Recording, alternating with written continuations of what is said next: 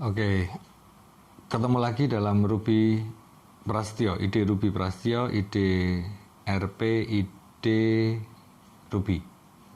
Kali ini saya ingin membahas tentang logika Indonesia. Logika Indonesia ini saya ingin membuat berseri seperti itu, kaitannya dengan betapa sulitnya Indonesia menjadi negara yang maju, menjadi negara yang lebih baik dari sekarang ini, meskipun sudah 76 tahun merdeka. Nah, apa saja? Nanti mungkin ada beberapa yang sudah saya rencanakan, itu mungkin bidang pertanian, peternakan, pendidikan, pertambangan, teknologi, dan mungkin nanti juga ada bidang-bidang lain yang bisa dibahas seperti itu.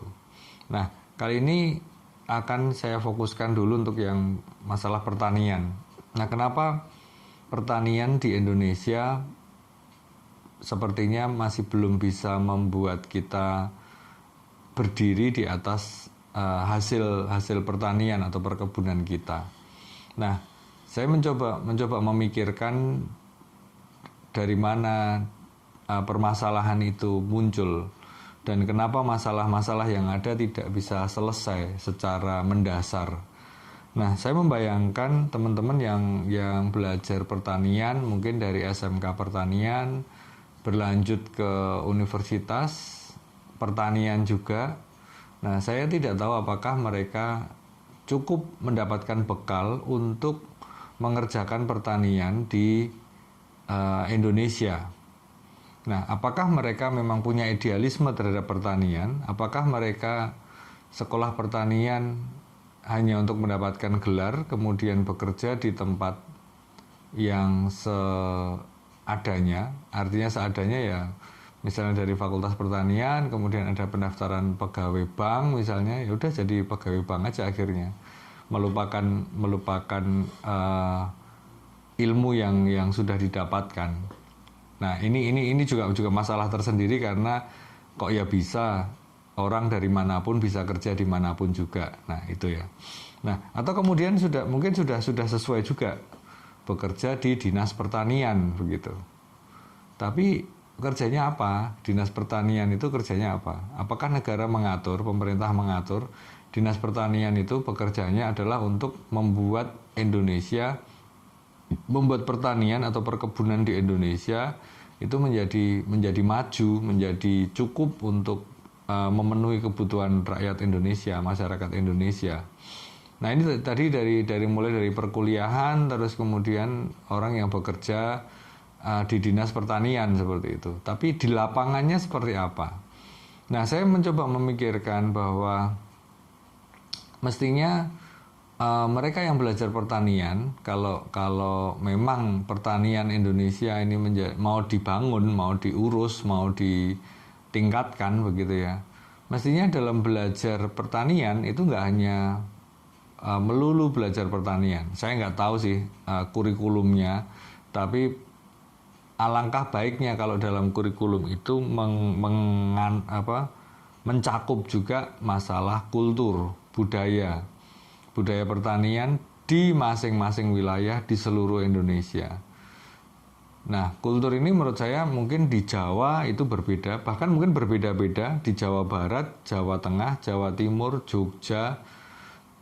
Rasanya bisa jadi berbeda-beda, kulturnya berbeda, persawahannya berbeda. Kalau kita bicara persawahan ya, mungkin perkebunan juga harus berbeda. Nah, ini apakah dipelajari, apakah didalami? Kemudian selain kultur juga urusan manajemennya. Bagaimana daerah-daerah itu menghasilkan hasil buminya, apakah itu sawah, apakah itu perkebunan, penataannya gimana, mau nanam berapa kali, mau panen berapa kali, jenis benih yang ditanam. Nah, itu saya rasa itu adalah hal yang harus dipahami juga, bagaimana itu diatur dalam wilayah yang luas kayak gitu.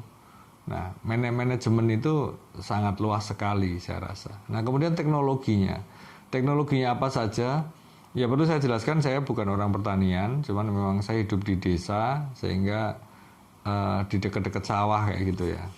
Jadi tahu nggak tahu persisnya sih, tapi ya tahu siklusnya kurang lebih itu ditanam, kemudian bertumbuh, menguning, dipanen dan seterusnya, siklus yang seperti itu. Tapi rasanya untuk pertanian itu masih bisa ditingkatkan. Nah peningkatannya seperti apa?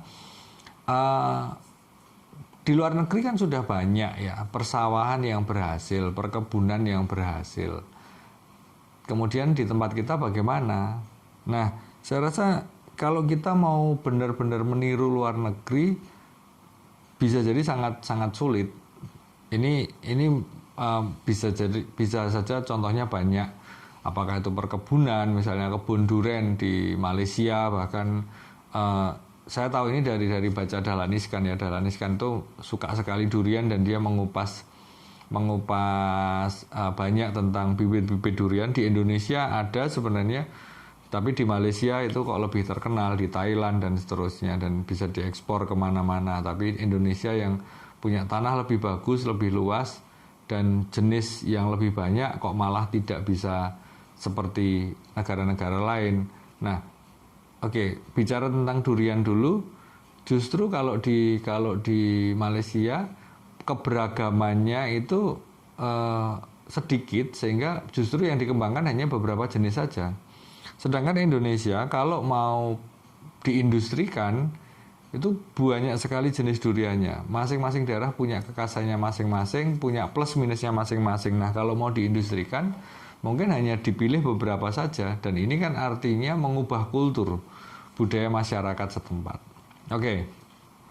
Saya ingin menjadikan negara lain, mungkin kalau meniru sepenuhnya nggak bisa, tapi mungkin bisa jadikan inspirasi, disesuaikan, dicocokkan dengan apa yang ada di Indonesia.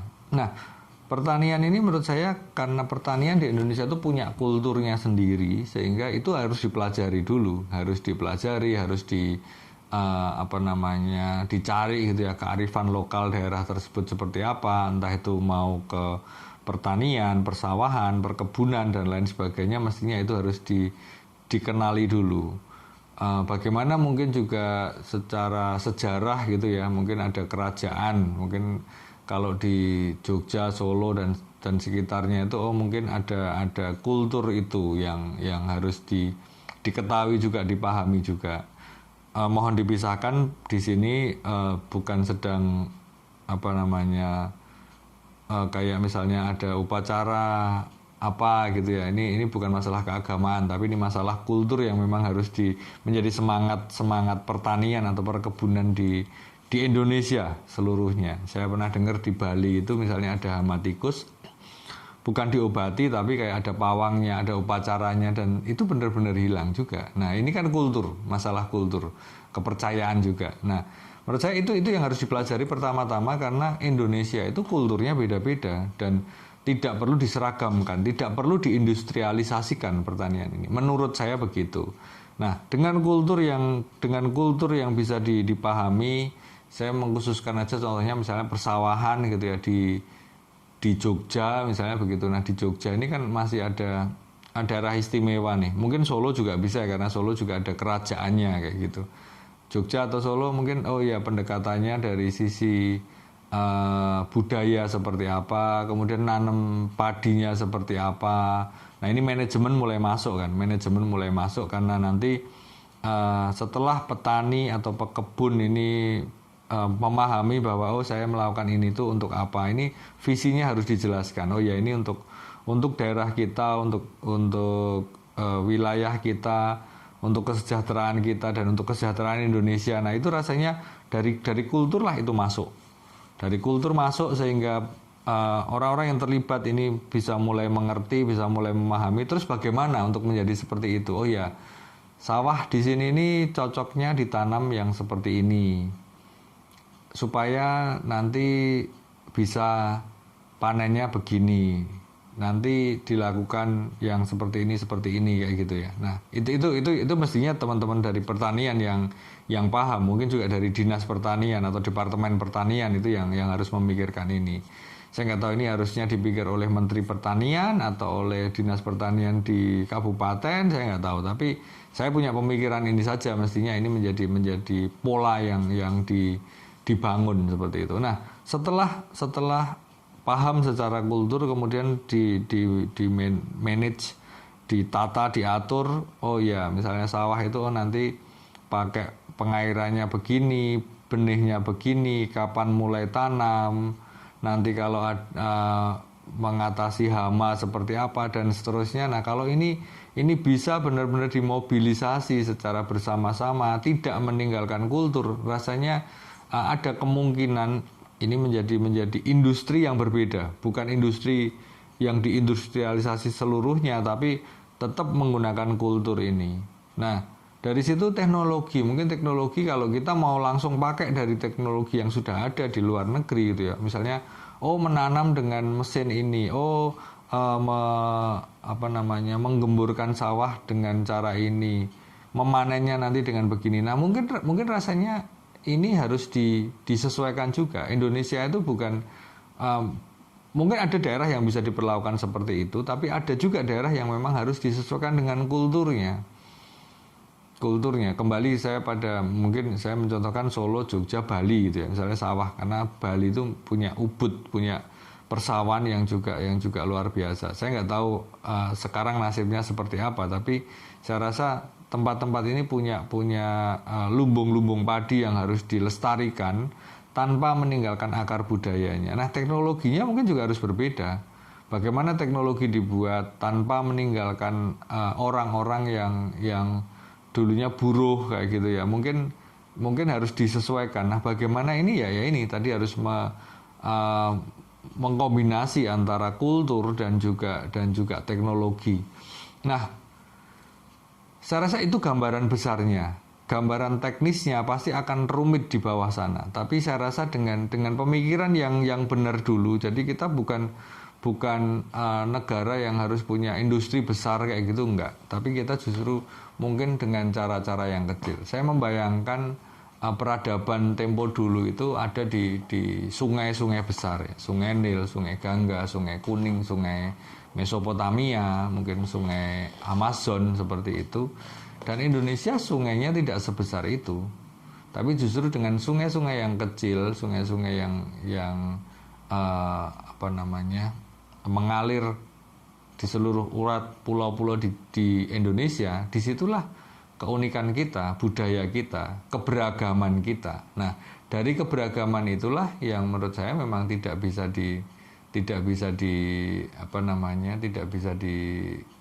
disamakan dengan tempat lain. Kalau tempat lain kan misalnya Sungai Nil, ya udah Mesir adanya satu, nggak tahu sukunya di sana ada berapa gitu ya. Tapi yang menghidupi ya cuma jalur itu aja. Sedangkan di Indonesia itu ada Jawa, ada Bengawan Solo, nanti ada Opak, ada Brantas, ya ada sungai-sungai kecil yang bisa menghidupi, dan itu punya kearifan lokalnya masing-masing, punya kulturnya masing-masing yang harus dipahami untuk pertanian, perkebunan. Nah, dari sini saja rasanya sudah